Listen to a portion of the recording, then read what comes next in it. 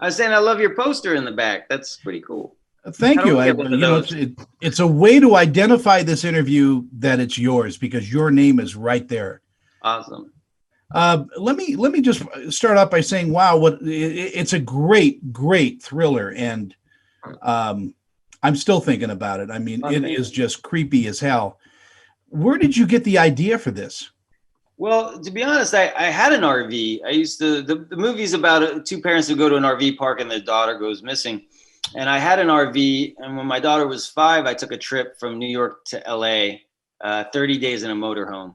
And it was a beautiful trip. I recommend going across country because, Hmm. the scenery, the architecture, it's a lot of times you travel outside of the US, but the US, you have this beautiful oasis in your own backyard, and but I do remember going into one RV. It was like a mom and pop little RV park, and I went to pay, and there was some gunshots off in the distance.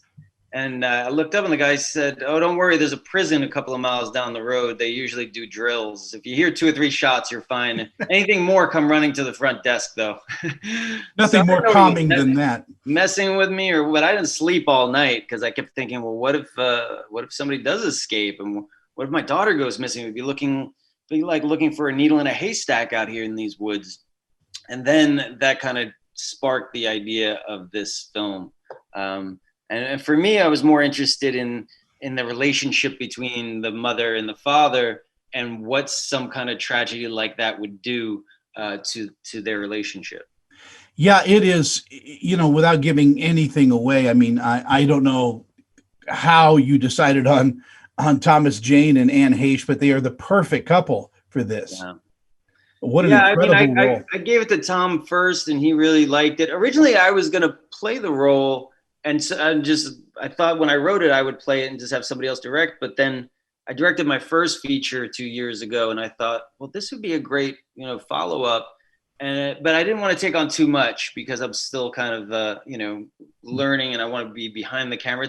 I have a whole new I give a lot of credit to directors who can direct and act in the leads, because I gave myself a smaller role in this film, thinking it would be fun. And the days I had to act, and also, I had my shot list in my head, my lines that I had to learn. I was in costume and calling action and calling cut. Like it was hard to compartmentalize all that just for the few days that I did it. So the actors that can actually direct themselves in lead roles, I mean, maybe I'll grow to that one day, but it's not easy. What did you take from your acting career that you apply to your directing career? Is there an empathy that you have for actors now?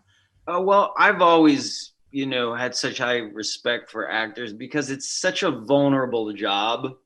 I mean, you're standing in front of these crew members completely emotionally naked, and then you're giving that away to an audience and hoping that they like it and don't throw tomatoes at you. You know what I mean? So knowing that, I feel like I have a shorthand with actors. Like I understand, I've worked with so many, method actors and Meisner actors and Mm. all sorts of schools of acting. So I understand, just being as an actor, how other actors work, because you have to collaborate with actors all the time as an actor. So it was interesting because like Thomas works completely different than Anne, So Thomas is more like more rational, and you kind of Mm. think things through, and kind of it's more about talking through the scene, where Anne is pure emotion. So like I could sometimes go up to Anne and just hold her hands and be like, Anne, and she'd be like, I got it.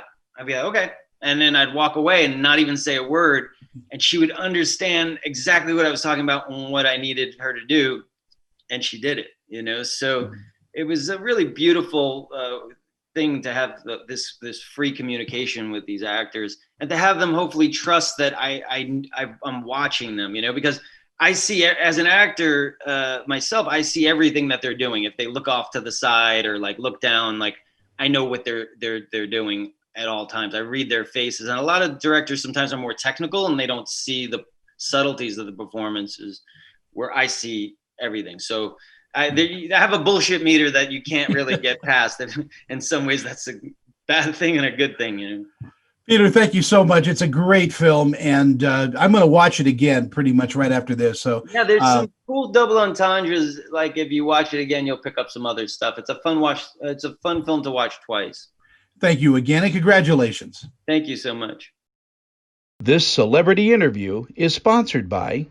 I'm Annette Civarella with Pia Anderson Moss Hoyt, Utah's leading entertainment law firm, serving clients nationwide. We provide solid, attentive representation focusing on minimizing risk, reducing cost, and protecting the reputation and privacy of our clients.